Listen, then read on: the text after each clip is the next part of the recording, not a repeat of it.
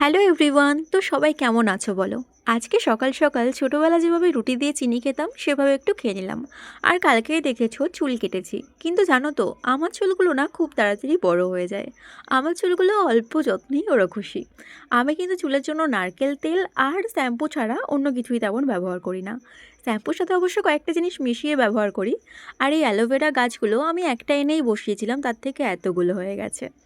আমি চুলের জন্য কি ব্যবহার করি, মানে শ্যাম্পুর সাথে কি ব্যবহার করি, সেটাই আজকে তোমাদের সাথে এই ভিডিওতে শেয়ার করব। আর আমার চুলগুলো দেখতেই পাচ্ছ, আমি এখন তেল লাগিয়ে রেখেছি। তো প্রথমে নিয়ে নেব শ্যাম্পু। আমি যে শ্যাম্পুটা ব্যবহার করি, তোমরা যেটা ব্যবহার করো সেটা নিতে পারো। আর শ্যাম্পুর সাথে চিনি একটু দিয়েছি, আর দিয়েছি অ্যালোভেরা পাতা। এখানে অ্যালোভেরা জেলও তোমরা ব্যবহার করতে পারো। আর আমার কাছে লেবু ছিল না, সেই জন্য লেবুটা আমি মিক্স করেছি।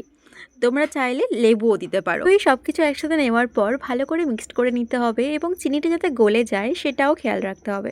তারপর এখানে আমি একটু চুলটা ভিজিয়ে চলে এসেছি, আর শ্যাম্পুটা চুলের মধ্যে ভালো করে অ্যাপ্লাই করে নিচ্ছি। এরকমভাবে শ্যাম্পু দেওয়ার পর কিছুক্ষণ রাখতে হবে, 5-10 মিনিট মতো। আর তারপরে দেখতেই পাচ্ছ আমার চুলটা কতটা সিল্কি হয়ে গেছে। এরকমভাবে শ্যাম্পু করলে চুল খুব তাড়াতাড়ি বড় হয়। তো ভিডিওটা কেমন লাগলো কমেন্ট করে জানিও। ভালো লাগলে একটা লাইক করে আমার চ্যানেলটা সাবস্ক্রাইব করে নিও।